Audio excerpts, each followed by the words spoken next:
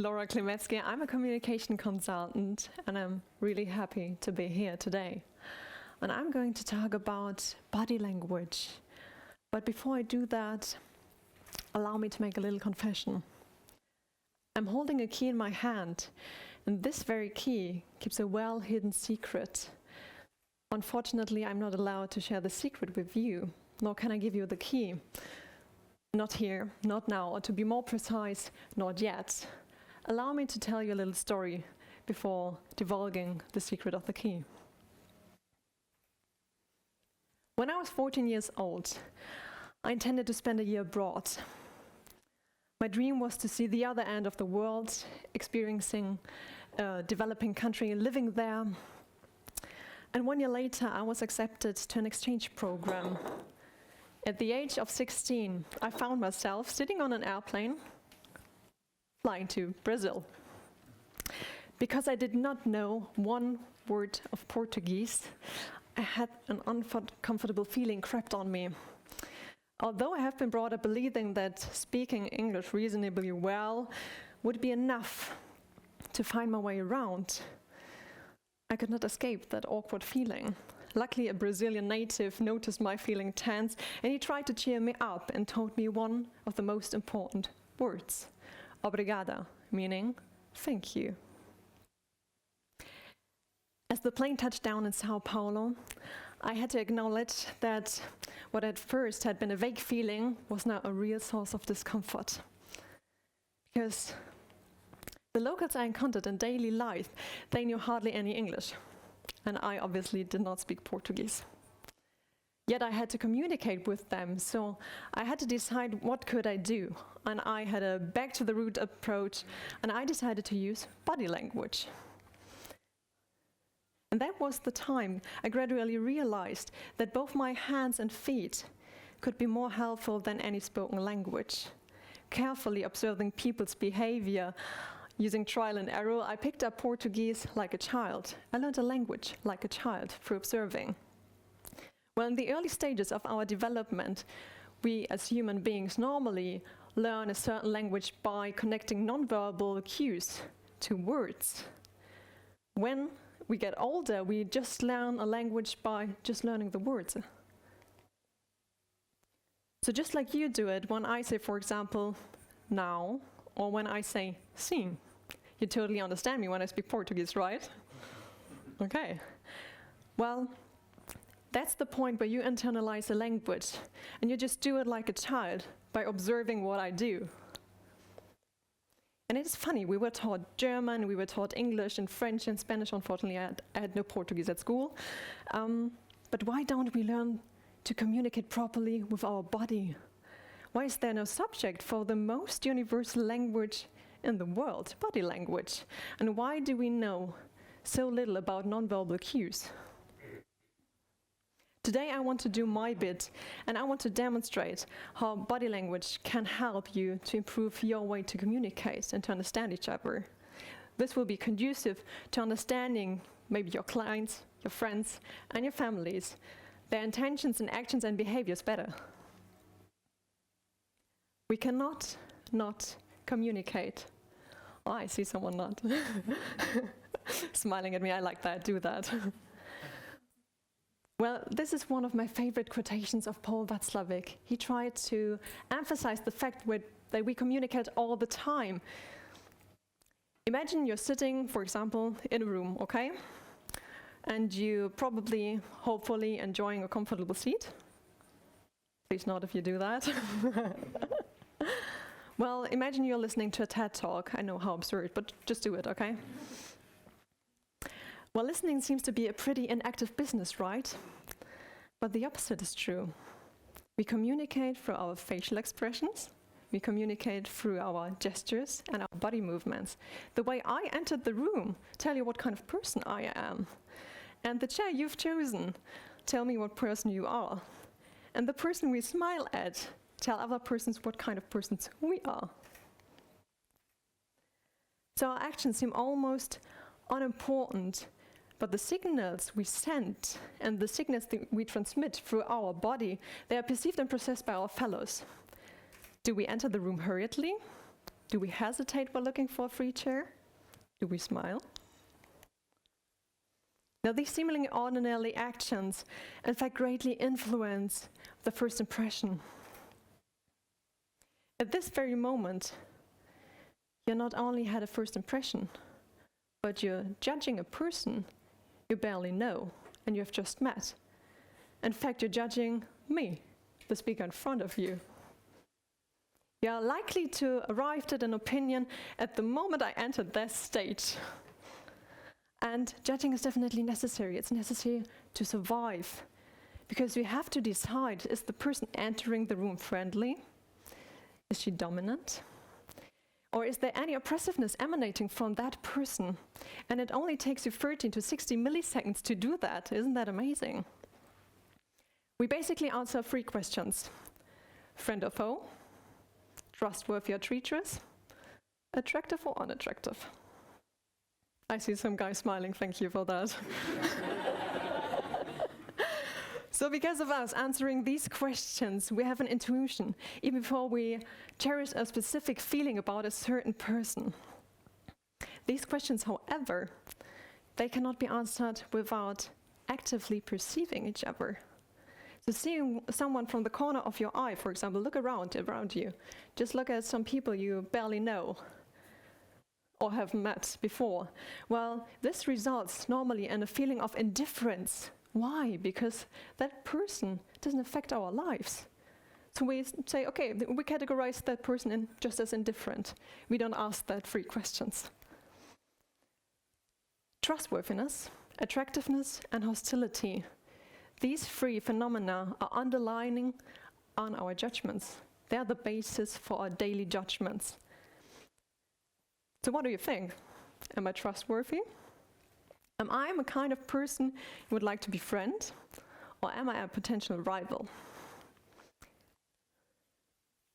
Let us now look at specific functions body language perform in communication. Nonverbal cues, for example, can often or are often at odds with what people actually say. For example, you ask me, how are you? And I say, well, rolling with my eyes. So normally you would say maybe she's not perfectly honest with you, right? And this phenomenon is called contradiction. Let us take another example. Imagine you go out on a restaurant with your date and you chat with them. And the person sitting in front of you, your date, says, oh, that's really interesting, yawning ostentatiously. And here's another example. So it's likely that you think maybe that person is pretty tired or, again, not entirely honest with you, right? For those of you who might know Carl Lightman or the show Lie to Me, that is how he catches liars, by looking at inconsistencies between what people actually say and what their body says. So most of the time, our body is even faster than your brain. For example, you have been asked if you're hungry. First you shake your head, then you say no. And in other words, that is the process of nonverbal cues, reiterating verbal signals. When nonverbal signals occur at the same time as the spoken words, they are meant to illustrate. Saying hi or bye, you would probably wave your hand at someone. This woman can do that perfectly. Or instead of actually saying hi or bye, you might accordingly just wave your hand at someone. We usually do that when it's not necessary or when it's not possible to talk to other people. This phenomenon is called substitution.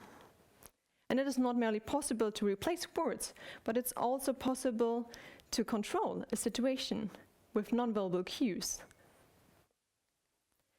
Just remember that situation, that awkward situation when Donald Trump refused to shake Angela Merkel's hand. What a frosty start for a meeting. And what a great example for showing how nonverbal cues can work. So as professionals, we daily try to control our nonverbal signals. And that phenomenon we just saw is called regulation. So to sum them up, the main functions of nonverbal communications are contradiction, repetition, illustration, substitution, and regulation. The fact that nonverbal cues allow us to form a first impression or an opinion within milliseconds is both important and risky at the same time. Why? Because while reacting within milliseconds is, evolutionary speaking, vital for our survival, it can also, well, skew our judgment. Judgments, moreover, are a daily part of our life. For demonstration's sake, I would now ask you to close your eyes for a moment. Imagine it is Friday, and you are on your way to an appointment, probably using the metro. Suddenly, your appointment has been cancelled, giving you the opportunity to observe your environment.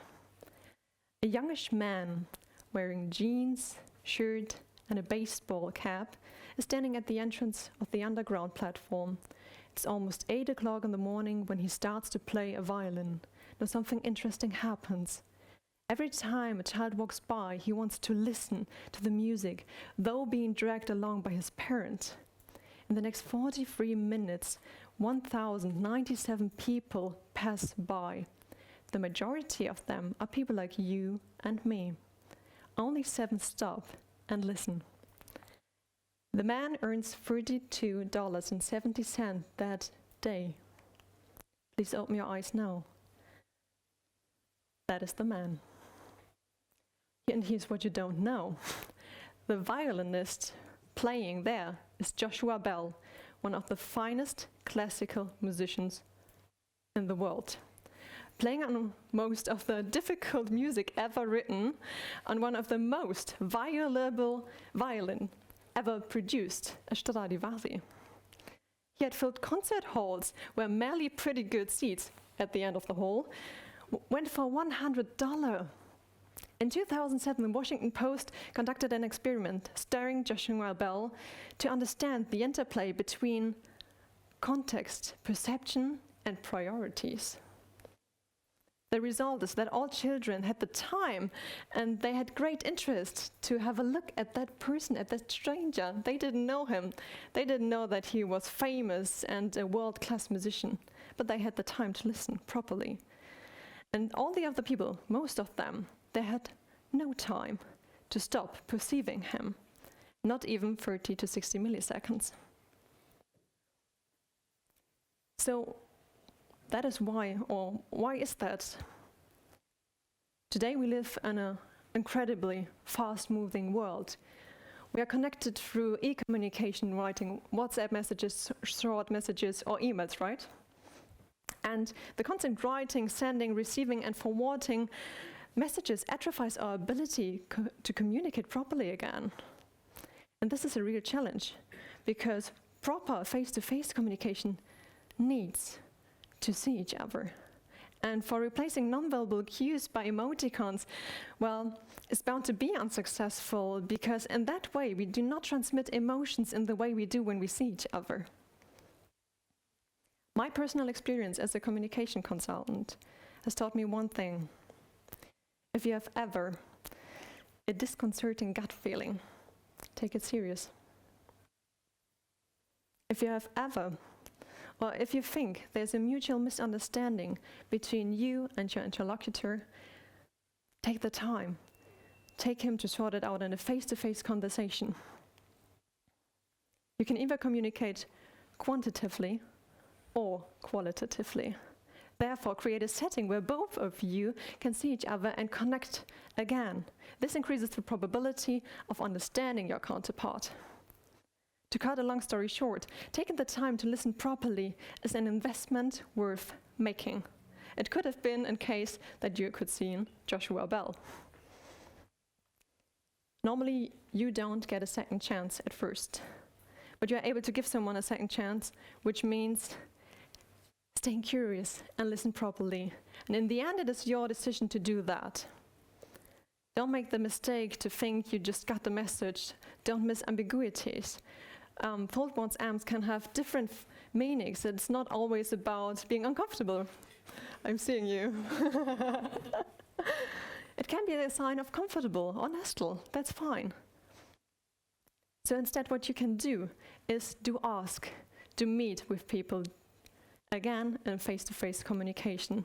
And this is how I really believe that it can work, because even face-to-face communication is not panacea, and it's not probably the key to everything. It can be a key to connect again. That's what communication is about. Thank you.